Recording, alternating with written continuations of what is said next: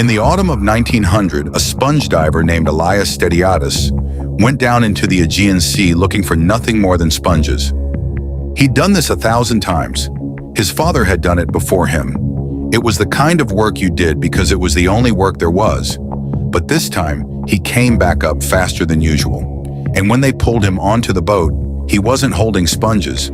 He was shaking. He told his crew there were bodies down there, dozens of them.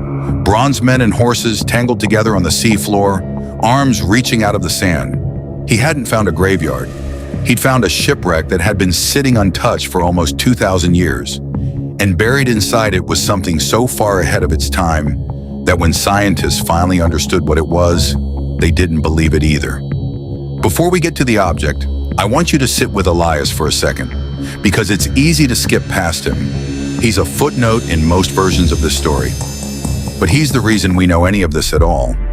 He was a sponge diver working the waters near a small island called Antikythera between Crete and the Greek mainland.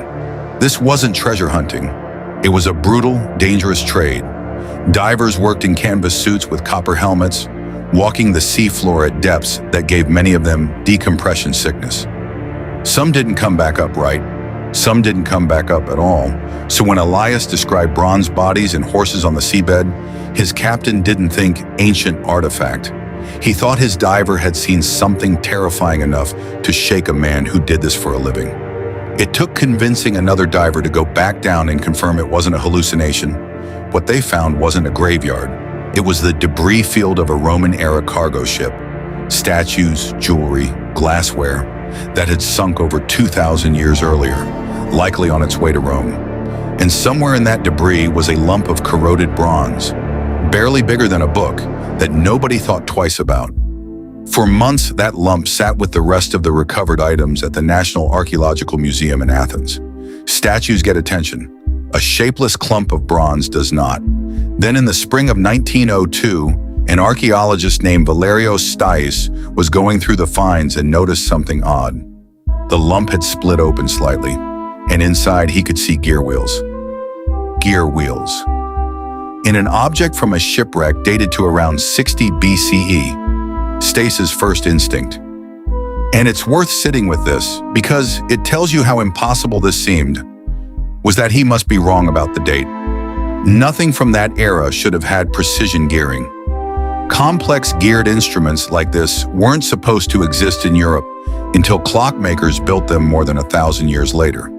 For decades, the object sat in a strange limbo, too advanced to make sense, too corroded to fully study, too fragile to take apart.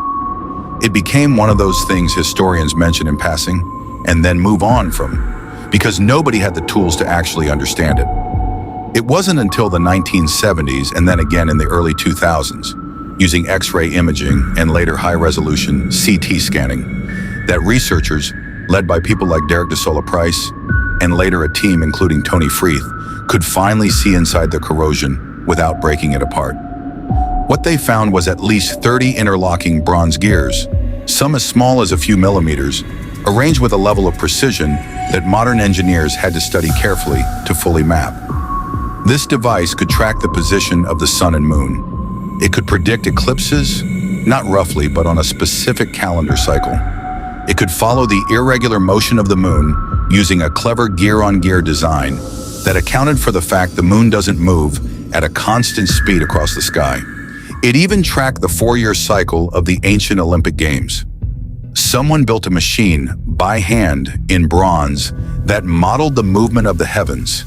Centuries before anyone in Europe is believed to have had the ability to do that again. Here's the part that usually gets skipped, and it's the part I think matters most. We don't know who built it. We don't have his name. We don't have his workshop. We have theories that it may be connected to the astronomer Hipparchus, or built somewhere in Rhodes, where there was a known school of mechanical engineering. But the man who sat there, filing these gears down by hand until they meshed perfectly, cutting teeth into bronze with tools that were nowhere near as advanced as the object he was making, his name is gone. Think about that. Someone spent what was probably months, maybe years, of careful, obsessive work on a machine meant to model something as vast as the sky. And history didn't even keep his name. Just the thing he made, sitting at the bottom of the sea, waiting for a sponge diver who wasn't even looking for it. That's what gets me about this story. It's not really about the gears. It's about how much human effort and genius can just disappear, and how close we came to never knowing it existed at all.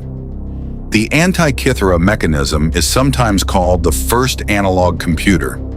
That title undersells it a little, honestly, because a computer implies a team, a company, an industry behind it.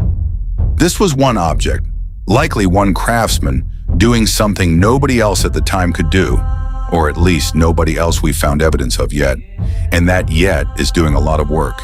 Because if one object like this survived a shipwreck and sat undiscovered for 2,000 years, it raises an uncomfortable question. What else is still down there? Next time, we're going to look at another piece of ancient engineering that modern metallurgists still can't fully replicate. A blade so well made that entire empires tried and failed to copy it for centuries. If this kind of story, real people, real mysteries, no fluff, is your kind of thing, this channel is where I dig into one of these every week.